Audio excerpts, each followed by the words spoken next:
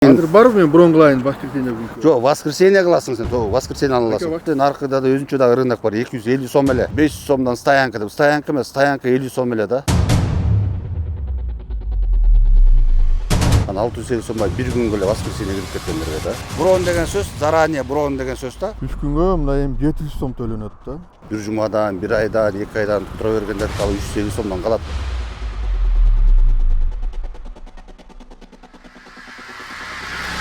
Ана суббота күнү жол жүрүп келип, ана воскресенье күнү келем, бирок броң кылып кое берейинчи деген адам дагы ошондо 3 күндүн акысын төлөп болобу? Эгерде эрте калам десе 3 күнгө броундойт. 350 сомдон 500 сом. кымбаттап атат. QR код менен кирет, QR код менен чыгат. Булардын акчалары өздөрүнө возврат болот да. Бишкектеги унаа базарга кирүү акысы кымбаттап кетти деп буга чейин Сокол медиага жарандар кайрылган. Азыркы учурда болсо биз ошол Бишкек шаарынын жанында жайгашкан авторынок Риом авто базарына келип туруп, маалыматты дагы тактоо иретинде бизге кайрылган жаран жана бул жактын директору менен чогуу сиздерге дагы кененирээк маалымат бермекчибиз. Келдик байке, буга чейин ошол өзүңүз дагы авторынокто унаа базарында сатып иштеткенсиз унааларды. Андан кийин бул жакка кирүү акысы кымбаттап кетти деп бизге видео кетиргенсиз. Ошол тууралуу азыр телефонуңуздан көрсөтүп бере аласызбы? Келиңиз. Ооба, мен телефонума дагы тактоо киргиздим. Бул базар эмес, өткөнкү базарга чейин 500 сом бир машинага суббота, воскресеньега төлөнүп аткан. Анан ушул базар өтүп эле кийинки базар айырмасы жок болуп калды. Воскресенье күнү келсең дагы 650 сом төлөгөнгө туура келип калды да. Себеби базардан бери көптөн бери базарга чыгып иш кылып калсак, негизи 2 машина алып келгенде суббота күнү кирип бир машинаны броньтетип, эртеси воскресенье бир машина алып келип, ошо менен базардан чыгып кеткенге 750 төлөнсө эле. Азыр бир машинага ушундай төлөнүп атат да, 650 сом. Азыр кандай төлөнүп аткан телефондон көрсөтүп бере аласызбы? Камерага тартып. Азыр болсо, мисалы баягы предложение болуп калды. Броньтетилет машина. Место бронь кылып койгон, мындай жаңы программа боюнча. Биякта болсо уже пятница күнү кошулуп калыптыр. Пятница күндө басканда 3 күндө. 3 күнгө мындай эми 700 сом төлөнөт да. Бул жерден азыр сиз мынакей пятница күнү кирбейм, мен суббота күнү кирбейм, воскресенье күнү эле төлөйм десеңизчи, воскресенье күнү кирем десеңиз. Артка кайтарылбайт экен акча. Ошондо мындайча айтканда кирбеген күндөр үчүн дагы төлөш керек болуп калабы бул жерге? Кирбеген күндөр үчүн дагы жооп бериш керек болуп калат. Бир бияка ошондо чек алып киргенде 3 күндүкүн бир төлөп кириш керек болот экен да. Бир күн турасыңбы, 2 күн турасыңбы, айырма жок. 3 күндүкүн бир, азыр 700 сом болду дедиңиз, буга чейин 650 деп өткөндө видео тартып атпадыңыз беле? Ошо мен 650 деп тартканымдын себеби ошо базар акысы, кирген акысы 650 болуп кетти дедим да. Себеби воскресенье күнү машина киргизилип жатат. Ошого базар акысы 650 болот да. Ошо суббота күндөрүн пайдаланбасаңыз дагы ошол жакта төлөп бергенге туура келип атат да. Мындайча айтканда, жана жебеген самсыга пул төлө дегендей, бул жерлерде QR код турат го, мисалычы. Ошол QR коддор менен төлөсө болбойбу азыр? Бул PR код деген буга чейинки PR код болчу да. Буга чейин ушул PR код менен пайдаланчык.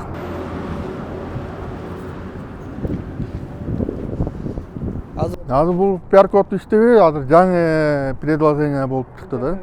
Төлөгөнгө аракет кылып көрсөңүз. Бул жерден төлөнгөндө бул уже четке кабыл алынбай калды да. PR код иштебей калган сыяктуу. PR код иштебей калган. Негизи буга чейин бул PR код колдончу. Воскресенье күнү алып келсек, автоматически машинанын баасы 350 сом менен чыкчак. Азыр Мбанк аркылуу ушул предложение болуп атат да. Азыр бул базарга пятница кошулуптур. Мурунку базарга суббота кошулган. Азыр базар эми кири акысы 700 сом болот да.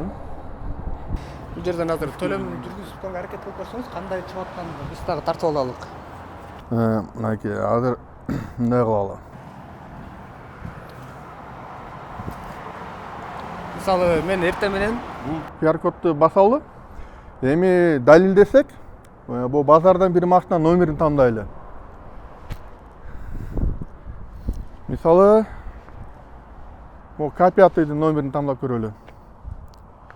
Мына номерин айталы. Эми оплатаны басып көрөлү. Телефон тартсаңыз кандай чыгат экен? Оплатаны басып көрөлү. Все, счет не действует. Бул уже предложение иштебей калган. Анда азыр мурункудай жокпу. Мурун мен мисалы бир эле жолу келгеним болуш керек илгери. 350 жерде сом келсем керек. 350 эмесби? 150 сом беле балким. Бияктан эле ошо кирип бараткан жактан эле балдар эле акчасын алып чек берчи да. Андан кийин кайсы күнү киресиң, ошол күнгө төлөп туруп эле. Андай болбойт азыр. Жок, азыр андай жок. Келдик мырза, азыр бул жакта ушул Риом Унаа базарынын директору дагы бар экен. Азыр ушул суроолорду балким директорго да берип көрбөйлү, балким кандай да түшүндүрмө берет экен, да? Берсек, берип көрөлү. Соктарыңыз жакшыбы? Иштериңиздер жакшыбы? Өткөндө ошо биздин Instagram баракчага видео чыкты эле. Ушул Риом Унаа базарынын баасы тууралуучу. Андан кийин ушул маалыматты да тактоо иретинде келип, видеонун автору бул Келдик Байке болчу. Ана сиз менен да байланышып, ушу эки тараптын тең пикирин уга алды экенбиз да. Негизи видео чыкканын көрдүңүз да, 650 сом деппи? кирип акысы дем алыш күндөрүнө 650 сом деп. 650 сом деп чыкканда, анан бул жерде 650 сом эмес. 350 сом болчу да, анан биз постоянно туруп сатышат го баягы. Бир жумадан, бир айдан, 2 айдан тура бергендерди ал 350 сомдон калат мурунку эле баада. Анан 650 сом бир күнгө эле воскресенье кирип кеткендерге да. 650 сом эмес, 500 сом ал. 500 сом. 650 сомду жасап атышпайбы? Азыр Келдик мырза бизге эмеден жана приложение ачылган турбайбы негизи төлөп турганчы, төлөм жүргүзүү. Анан ошол жерден көрсөтүп берди, видеого да тартылды да, ал көрсөткөнүчү. Ал приложенияда тиркемеден төлөм жүргүзүү учурунда унаанын номерлерин жазгандан кийин анан кийин 3 күндү бир эсептеп коет экен да. Жок, мындайда андай эмес. Бул брон деген сөз да, 5-сектор. Бул жер деген адам 3 күнгө сатып алабы, 2 күнгө, 1 күнгө. Ал 1 күнгө сатып алам десе анда воскресенье сатып алат. Мисалы брон кылыш үчүн кандай адамдар калат? Балким иштеп жүргөндөр, кээ бирөөлөр мисалы алыстан келатып деле брон кылышы мүмкүн да. Алыстан калбай калбасын, мен калбай калбасын депчи. Бул сектор ошол үчүн. Ошол брон кылып аткан маалдарда балким кызматта иштеген адам дейли, 5 күн иштеп, анан суббота күнү жол жүрүп келип, анан воскресенье күнү келем, бирок брон кылып кое берейинчи деген адам дагы ошондо 3 күндүн акысын төлөп калабы? Жок, мындай да. Эгерде эрте калам десе 3 күнгө брондойт. Ашыта брон 1 айга брондогон бар да бул сектордо, могу сектордо. 4 жумага брондоп кой туран, 4 жумада 1 машина сатабы, же 2 машина сатабы, же 5 машина сатабы, улам ордуна чыгарып эле башка машиналар кире берет дагычы. Ошондой да. Ошо месттен алып коюшат. Могу навестин асты деле ошондой. А тияк деле ошондой принцип менен да. Алдына брондойсуң. Брондогондо мисалы үчүн буякта мүмкүнчүлүк бар. 1 жумага брондогонго, 4 жумага брондогонго. Анан биз дагы ошондо эме кылганбыз да, 3 күнгө, 2 күнгө, 1 күнгө да мүмкүнчүлүк бергенбиз да. Азыр төлөмдү кантип жүргүзүп атат? Келген кардарлар, уна сатам деген адамдар. Приложение телефонуна кирет, буяктыкычы. Алдын ала ошо 1 күн болсо 1 күндүккө, 2 болсо 2 күндө төлөп туруп эле анан QR код менен кирет, QR код менен чыгат. Мисалы мен бул тармакта көп түшүнүгүм жок экен. Мен ошо 150 сом кезинде бир кирген болуш керекмин. Мурун бир уна сатыппы же сатып келген болуш керекмин. Анан ошондо 150 сомго ошо оозунан эле балдар чек берчи да. Андай жок азыр. Азыр мен мисалы азыр эми машина сатып кире турган болсом, воскресенье күн болсун. Мисалы мен суббота күнү машинамды жудурдум, даярдадым. Дем алыш күнү, воскресенье күнү келип, бияка Автарынака Унаа базарга кире турган болсом, ушу жуманын аягында канча сом төлөйм дем алыш күнгө эле? Дем алыш күнгө келсең, 500 сом төлөсүң да эме сатып чыгып кетесиң да, сатасың же эме 5 воскресенье киргенде. 500 сом кантип төлөйм, ошону көрсөтүп бере аласызбы азыр? Мен эме о деньги болчу. Жок, М-банктан көрсөтөйүн. Жок, Байке М-банкта пятница, суббота, воскресенье кошулуп калыптыр да. Эгерде сен Жок, азыр сиз айтып атасыз, ошол 3 күн кошулуп калат экен, 3 күнгө 700 сом болуп кетти. Жок, 3 күнгө албайт да. Азыр Мисалы үчүн ошол- кээ бир адамдар 3 күнгө эметпейт, только воскресенье кылат. Мынакей директор мырза көрсөтүп берилат 500 сомго төлөгөнгө болот депчи. Мен дагы азыр Жок, ал бүгүн ачылбайт. Воскресенье ачылат да. Бул воскресенье ачылат да эмечи. Жок, мен воскресеньега броң кылышым мүмкүн да, бир күнгө эле. Жок, бир күнгө азыр кыла албайсың, воскресенье күнү кыласыңар да эртең менен. воскресенье күнү байке места жок да, серет бронный болгондо. Места жок болсо мындай да, бул деген эл деген конкуренция да бар. Алдын ала эме бир жумага алышат, а то чтоб места болот. Башка биякта да месталар бар да. Нары жакта 250 сомдо места бар. Сырасы бир эле жерде карап атасың. Бул жерге бул секторго бар конкуренция болот. Элдер мурундай жанталашып кирип ичинин баарын толуп алчу да. Анан көптөр суранышты. Бизде мындай болбойт. Машина айдай албай атабыз. Муну деген эме порядокко салып берет. Биз порядокко салып, ошо заранее эме кылып койгонбуз да, ошо бир машина кирип орунга ортодо машина турбасын деп. Байке хорошо, менин мындай вопросум бар да. Хорошо. Директор катары айткан. Базардан машина сатып эмете болуп келет. Сен канча постоянно сатасыңарбы? Постоянно. Бир машинабы же 5 машинабы? Экиден Неделядан турат да машинаңар, бирок азыр сиздин айтымы боюнча 350дөн деген Калат. көрө элек. Ошо калат. Азыр программа кирип атат. Биз бул жерге жыйналыш болуп келгенде айтканбыз. Бир неделядан өйдө калган машиналардын баары полностью 350гө телефонуңарга возврат болуп түшөт. Акчаңарчы эме азыр төлөсөңөр дачы. Бул 350дөн биз тарифинде ошондой болот калат. Азыр сиз айткан нерсе бирок ишке кире элекпи азыр? Азыр кирип атат, ошо программисттер ушул жумада бүтүрүп беришет. Воскресенье күнү отдельно кылып. Бүтүп беребиз. Анан берки бир кирген воскресеньелердики бул өзүнчө. Анан байке дагы бир мындай вопрос бар да. Бул сентябрь эме январь башталгандан берки базардан бул азыркы өткөн базарга чейин базар канча сомго кымбаттады? 350 сомдон канча сомго кымбаттады базар күнү? Базар күнү 500 сом болуп атпайбы ошо бир күндүктөр? 350 сомдон 500 сом. кымбаттап атат. 650 эмес, 500 сом. Аны эми силер тургандар бар, сатып атабыз атпайсыңбы? Силердики деген 350 ойдон калат, бир жумадан ашып тура берсе машиначы. Түшүнүп да? Мына 7 күн турду да. Калат деп атасыз. 350 сом автоматически. Ашып атат эми. Ушул жумада ашып. Буга чейинкилери бирок андай болгон эмес. Буга чейин көкө бизге келгенде айтканбыз. Силердин баарыгын эметер эле, программа ушу туура жолуна түшкөндө возврат кылып беребиз акчасынчы. Автоматически өзүнө возврат түшүп калат да. Кийинки жумага төлөй ошол суммасы разницасы төлөй. Келаткан жумага эми даярат, бүтүп атат. Оңдолуп атат буюрса. Жок байке, себеби мен базарга каршылыгым жок. Макул. Билесиңер, базарды көпчүлүк баягы Ооба. перекупщиктер базарды эметип атат да, мындай баарын ылайыктап. Жок, эми азыр перекупщиктер эме көп 5тен машина сатабы, 3төн сатабы, 1ден сатабы, бир жумадан ашып тургандардыкы мурунку эле баа калат, бүттү, өзгөрбөйт. Бул жөн эле разовый келип эле 5 Демалыш же суббота күндөрдү өзүнчө төлөм жүргүзүү качан иштеп баштайт эми? дем алыштыма, суббота күнү суббота калса 2 күн калат, кээ бирлер 1 күн калат. Бир күнгө алам деген адамдыкы иштеп Воскресенье күнү эртең менен түнкү саат 12ден кийин программадан баягы кете баштайт да. Аны эми алдын ала брондосо болбойбу ошол? Алдын ала бир күнгө мындай да. Алдын ала брондогондо деген анда бүт баары воскресенье брондоп алып туруп анан воскресенье заезд бизге мындай заездда кириш керек да өз убагында. Мисалы 1000 машина тең эмеге чейин чыгып кетет. Бизден ошон үчүн мындай заездди да кармашыбыз керек да. В один момент саат немеде. Булар ошо брондоп коюп кире беришет акырынданчы. Анан чыкканда анан түштөн кийин чыга баштайт да. Биз атайын бронду 2 күндүк базар болуп атпайбы? Заранее көбү суранганда 5-күнү келип биз коюп кетсек болобу машинаны депчи. Жууп тазалап көбү коет да. Анан аз эле машиналар бар воскресеньеге. Воскресеньеге болсо буяктагыларга макул эмес десем, буякка воскресенье келип коюп кетип эмете берсе болот. Воскресенье отдельно. Тиге деле буга деле айырмасы жок.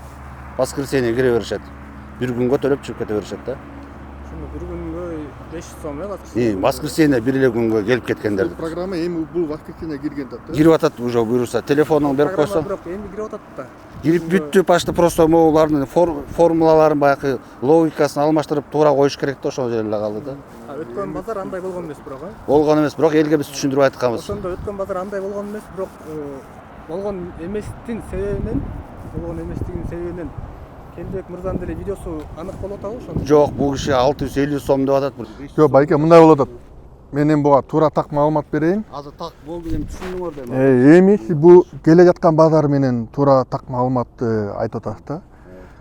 Мен себеби базарга баягы жыяным да жок, аласа бересим да жок да. Базардын мындай берекеси жакшы. Анан себеби базарды баягы тартипке деген максатта эле эметтик да, эч кандай жамандык эметкен жок. Бир эле тартипке депчи. Анан эми себеби баягы антимонополия жок болуп кетип атат да, киргизүү максатын эле карадык. Эми суббота, воскресенье күндөрү гаилер бияктан чыкпайт. Жолдон чыкпайт. Башка күндөрү жок. Азыр сотрудник жок биякта. Анан эми покупательдер келет биринчиден. Тартиптин маселесин айтып атам да байке. Анан эми эвакуаторлор аңдып иштейт. Баягы покупательдер келип машиналарын кое албайт. Биякта кичинекей стоянкага машиналары батпайт.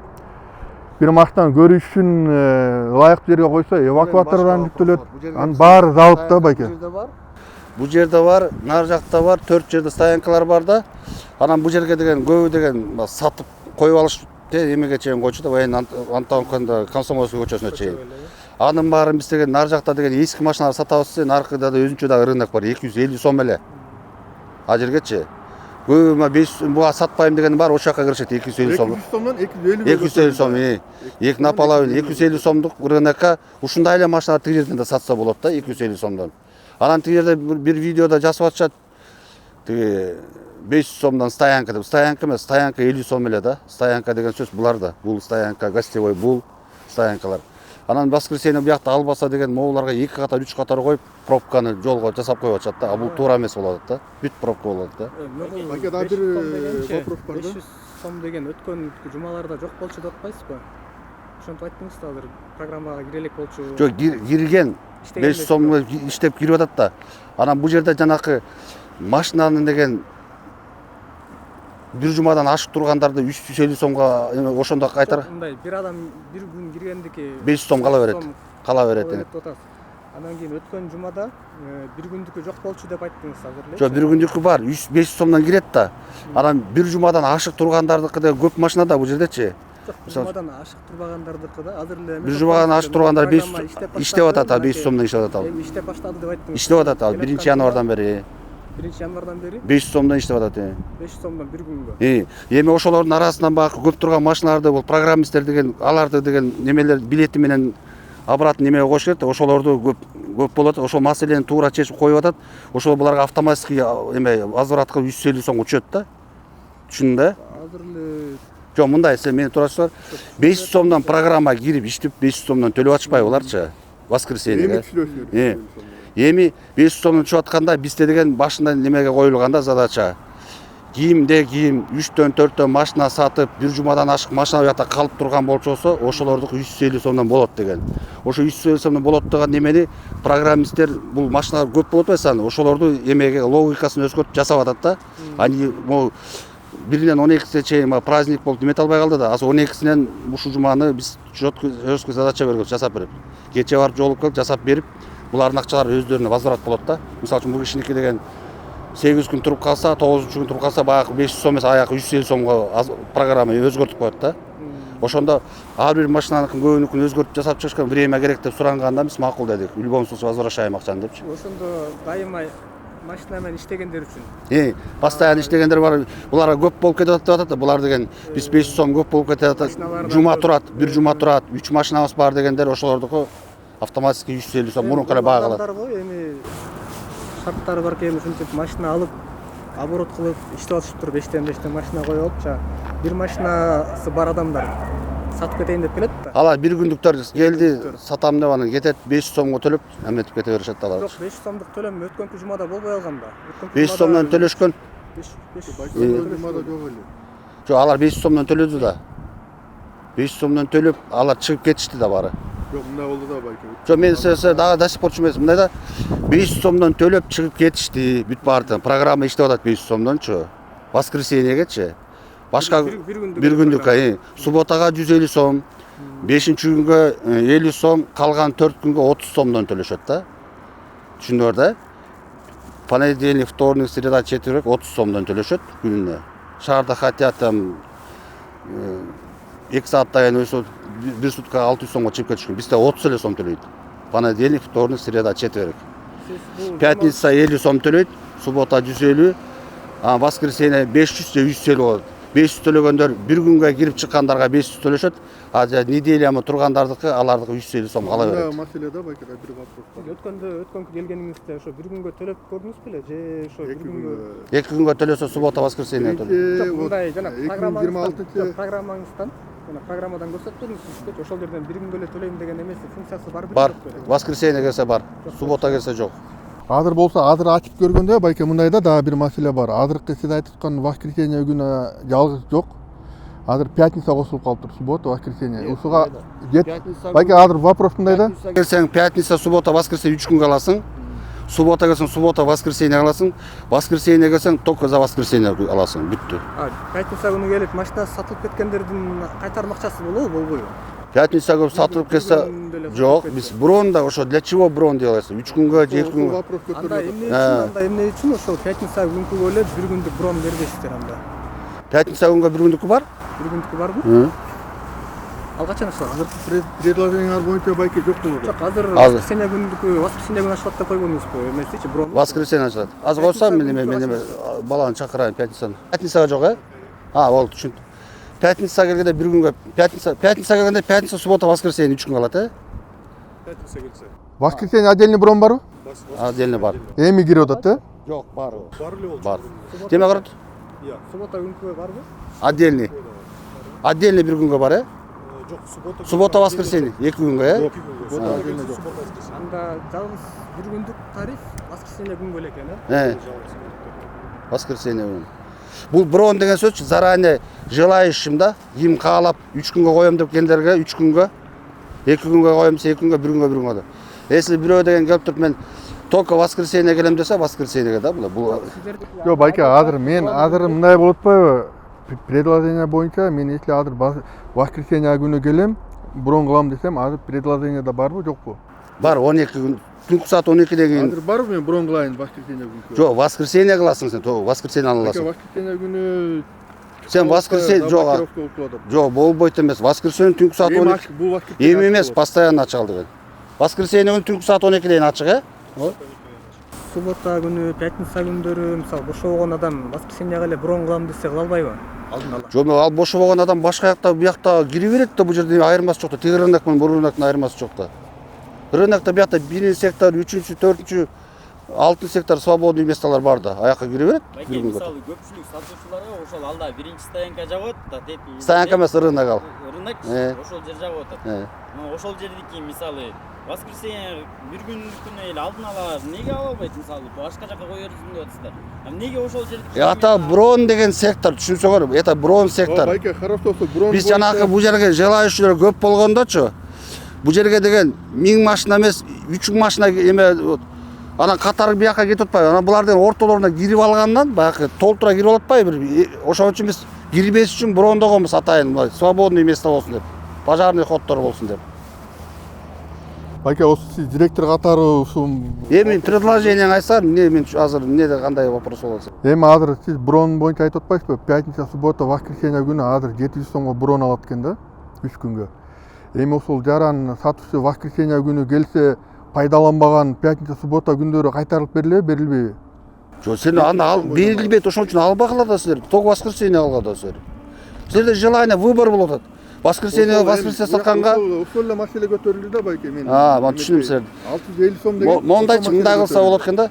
Пятницага отдельный брон, субботага отдельный брон кылсак болот экен да, э? Ошондой отдельный кылып койсок болот экен. Пятницага келип кетип, субботага келип кетип. Пятница заезд. Жок да, э? Ошол болуп атпайбы? Ошол Бо мен түшүндүм силердин маселеңерди. Болду. Мен аны пятница күнү машина кирбейт. Всё түшүндүм. Төлөнүп атат да.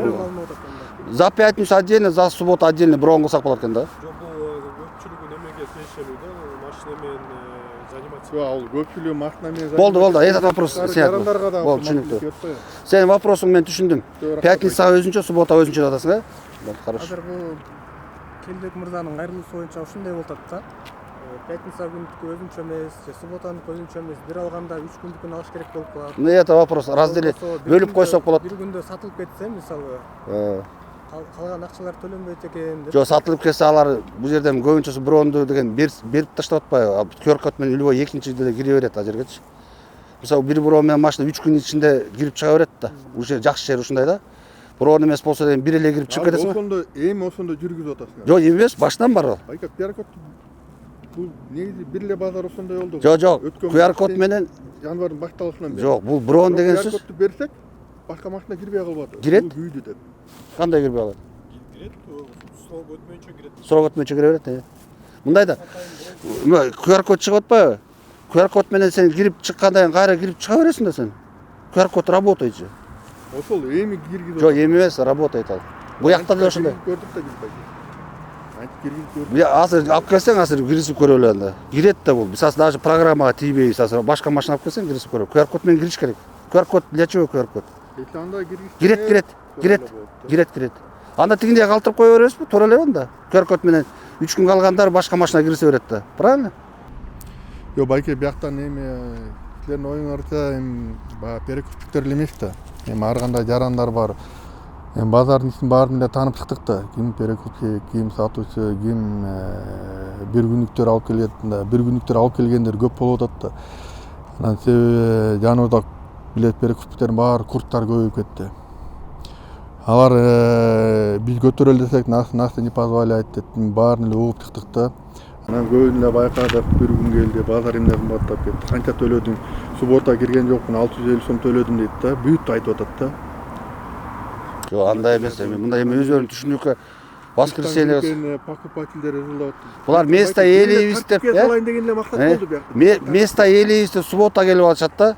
А самом деле бул жерде конкуренция чоң болгондо булар деген если он эме воскресенье келбейм, мен ушул рисковать этип суббота воскресенье 3 күн калам деп местоны алып алып атышат да буларчы. Ошо алып аткандар өздөрү желание менен алып атат да. Если алар жок, мен албайм, воскресенье кирем десе, воскресеньеге да шарт болуп атат да өзүнчө төлөгөнгө. Жок, байке ошондо правила киргизип койсоңор алат да. Жок, правилада эми воскресенье кирет да өзүнчө бар. Азыр мурунку эме вопрос боюнча да бир билет менен 3-4 машина кирет. Сиз азыр айтып атасыз да, воскресенье күнү отдельно кирет деп атасыз да. Бул маселе ясно болуп атат да. Силер азыр QR код менен азыр айтып атасыңар, кирип чыга берет. Ал место бош да. Воскресенье кайсы воскресеньеден чыккандан кийин кайра башка машина кирет да. Ал место занят да байке. Занят, чыккандан кийин бошоп калат да. Силер айтып атпайсыз, чыккандан кийин бошоп калат. Ошол QR код менен Жок. кайра кирет деп атпайсыз. Жок, 3 күн калса бошогон жерде ошонун атында кала берет. Бак, күйүп элечи. Просто чыккан эле болуп атат.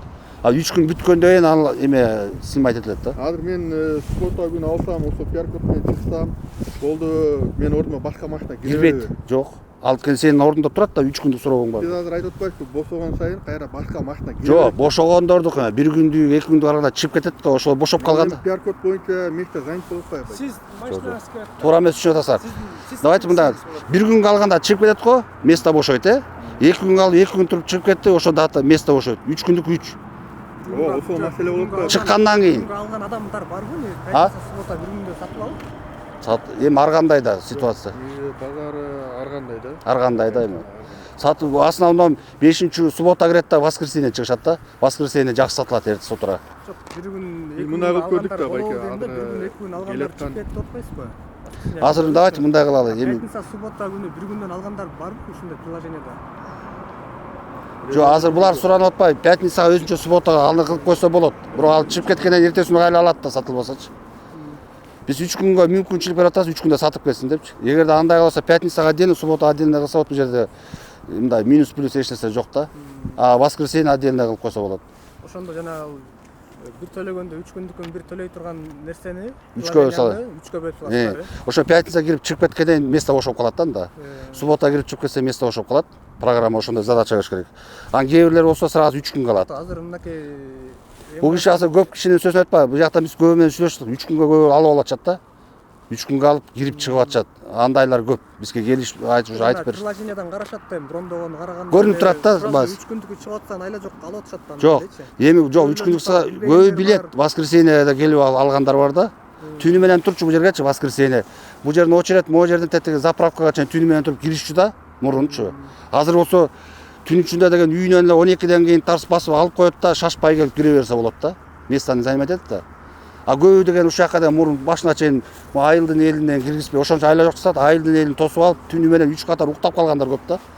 Азыр ал маселе жоюлуп атат да, ушул броон болгондончу, ушул көчө. Болду, бири-бирибизди түшүндүк да, азыр анда эме кылалы. Биз пятницага отдельно десе, пятница отдельно, суббота отдельно, вопрос жок, ал вопрос. Анан QR код менен кайра аны чогуу телефонун берип койсоң, QR код менен көрөлү. Бир машинадан экинчи машина киребей кирбейби, это вопрос, мындай дело техника да. Хорошо. Аны качан көрсөк? Эми ал негизи 2 машинадан жогору киргизсек иштейт экен да, 3 машинаданбы? Жок. Машина кирип чыккандан кийин сен 3 күндүк суроогуң бар да. Кайра башка экинчи машинаны сатып. Жок, байке азыр ошол аны түшүндүм. 350 сом боюнча. А 350 бир машинадан эле бир жумадан ашык турсаң кетти 350 сомдон. Бир машинаң турат да. Биз негизи байке бир жума койбойбуз да, биз алып келебиз. Жо алып келгендерге разовыйларга биз ошо 500 сом коюлганба. Анан могу жерден көбү суранган, бизде деген 3 машина бар. Бир жумадан ашык турабыз дегендер ошонун баарыныкына калтырганбыз баасынчы. Туура эле калтырганбыз. Көбү ошону суранган да. Канча сом төлөп турат элем? Суббота 150 сомдо. 150 сом. Ошо бир күндүк тариф бар беле өткөнкү субботага? Субботага бир күндүк тарифтер баарында могу жерде бар, бул сектордун баарында. Жок, мен бул рынокко кире. Буяка субботага бул рынокко деген брон сектор деп коет. Субботага жалгыз жок да. Бул жерде если субботага 2 күнгө брон кылсаң, 2 күнгө аласың, пятницага келсең 3 күнгө бересиң. Башка күнгө бир жумага да брон кылсаң болот. 4 жумага да болсо бул жер брон секторда да. Брон деген сөз да.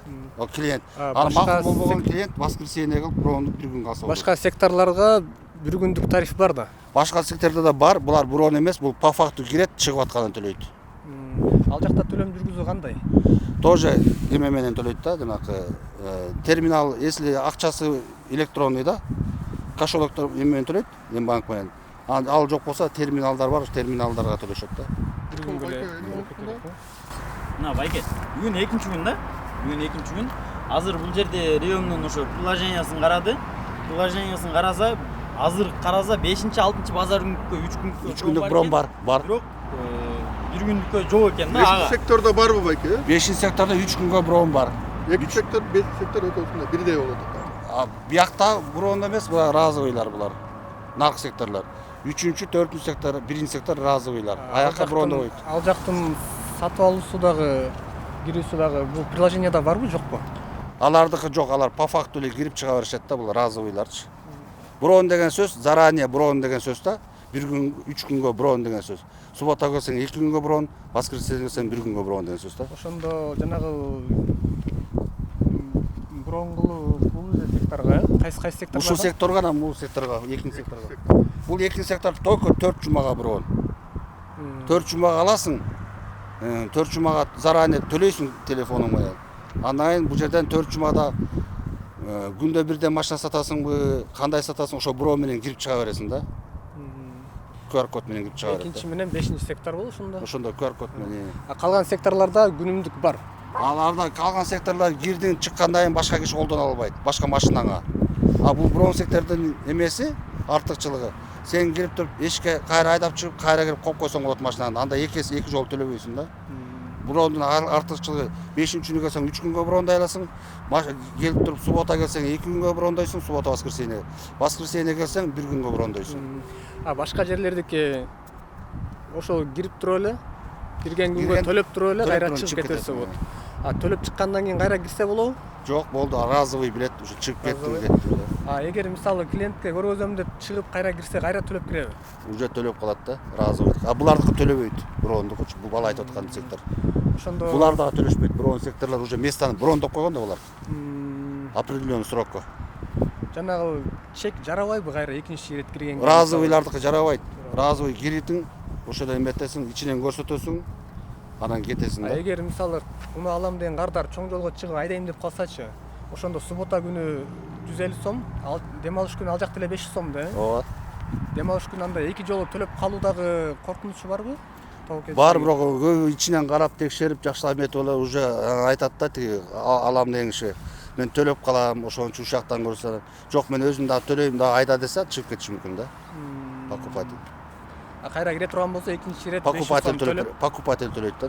Жок, сатып алуучу адам албай калса, албай калса. Жок, ошондо условия коюшат да. Мен биякта кирип чыксам 500 сом кайра төлөп калам дейт да, же 150 сом, же 30 сом. Кыскасы сиздерге эки жолу төлөш керек экен. Жок, эми булар өздөрү сүйлөшүп атат, көбү андай кылбайт да, көбү ичинен ушул жерден эле чечишип алып эле кетишет да. Ошондойлор болбош үчүн биз тиги секторго эме бергенбиз да, баягы. Бурангылуу эле 3 жолу киребиз же 4 жолу киребиз. Булардын эме мүмкүнчүлүгү чоң да. Наоборот, артыкчылыгы жакшы болгон да буларга. Эми түшүнүктүү болуп атат да байке. Телефонуңду бияка берип кой, эми ертең Анан- куярды көрөлү. Анан бир суроодо бул видео кайрылуу жасап ушинтип бул жакта маалыматты да тактап коелу деген адамдарга кысым болбойбу? Бизде мында клиент, бизде деген мындай да, клиент баары учуру прав да. Ошон үчүн биз клиенттер менен мисалы кысым жасаганда биз эми ушул 10 000 клиент менен душман болуп калат. Анда үчүн биз деген наоборот, дагы кел төлө, рынокко төлө. Канчалык көп төлөсө биз налогун төлөйбүз. Мындай көп неме жок да. Ар бир клиент менен урушуп отурсаң, анда бул жерде чачаңа карууланда 10 000 клиент менен эмне болосуң? Андан көрчү клиент менен наоборот дос болуп, келип биз менен сүйлөсөм түшүндүрүп беребиз. Бизге могу жерге 60 киши келди магачы, бул баладан тышкары. Келгенде баарын ушул айткандай түшүндүрүп бердим, кетишти. Алардын баары азыр 12-синен кийинкисин күтүп атат, кандай возврат кылып алат. Могу жерден баары ушул жерде келишти ошондо. Көп байке түшүндүрүп бергениңизге рахмат. Анан эми азыр брон боюнча воскресенье күнү кирип калсак 700 сом экен да, пятница менен кошуп бергенбиз. Жок, 500 сом да. Ошондо кире акы 700 сом болуп калат экен. Воскресенье келип калсак, Жок, кандай чалса 700. азыр эми брон менен кире турган болсок. Азыр өткөндө суббота воскресенье кошулду да. Жок, сен кирбе да, сен пятница, сен кел да воскресенье. 500 сом төлө. Пятницаныкында бронго төлөп атпайсызбы? Пятница келбе да, зачем бронировать? Сен машина, сен желающийлерге да алчы брон. Кто хочет за пятница келип тоштап 3 күнгө кетем дегендер. Ошо түшүнүктүү байке. А сен предложенияга суббота воскресеньени отдельно кошуп койсоңуз керек. азыр мен ошо менен сүйлөшөбүз. Ошондо турат могу. Сенин предложениеңди түшүндүк, вопрос алып чечүүчү вопрос. Жогоруда өзүңүздөр көргөндөй, Рио Мунаа базарынын жетекчилиги менен бизге бул убакытка чейин кайрылган жаран. Өз ара сүйлөшүүлөрдүн натыйжасында бир пикирге келип, базар жетекчилиги сунуштарды кабыл алып, мындан сырткары аталган унаа базарында кардарлар үчүн кылынып жаткан иштерин кошо түшүндүрүп кетти. Ал эми сиздер менен кийинки эфирлерден көрүшкөнчө сак саламатта туруңуздар.